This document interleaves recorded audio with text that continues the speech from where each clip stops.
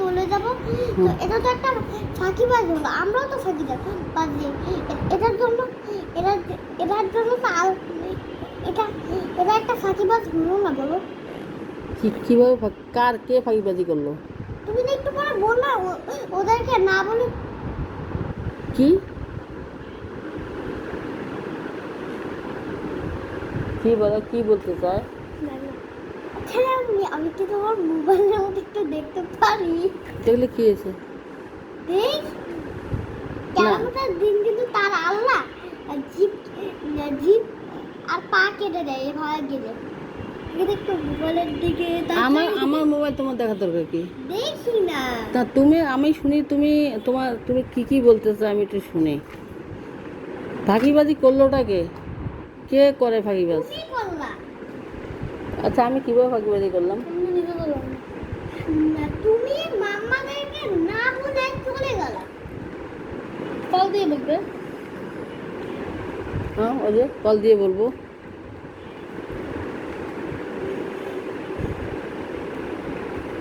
তো মাম্মা তো তখন বলবে দাঁড়াও, মাউনি দাঁড়াও, আমি আমি আসি, তারপরে তুমি যাবা।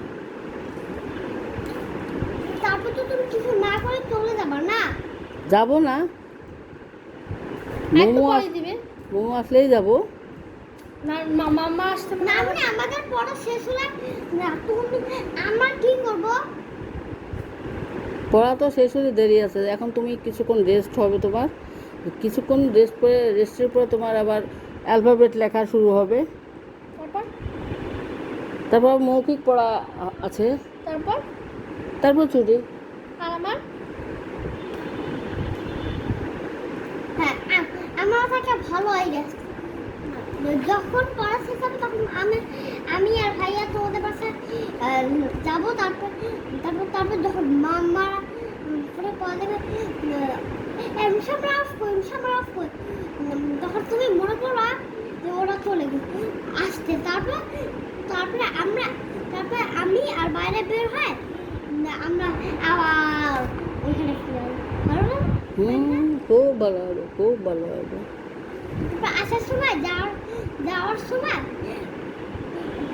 বাসায় আসার সময় 12 সেক্টরে পুরোপুরি আসার সময় ওখান থেকে একটা আমার জন্য আর ভাইয়ার জন্য এত বড় কিন্ডার জয় কিনবো। এত বড় কিন্টার জয় আছে, মানে এগুলো একটা বোকা ছেলে। তাহলে ছোট ছোট কিন্ডার জয় কিনে আমরা ওইগুলোকে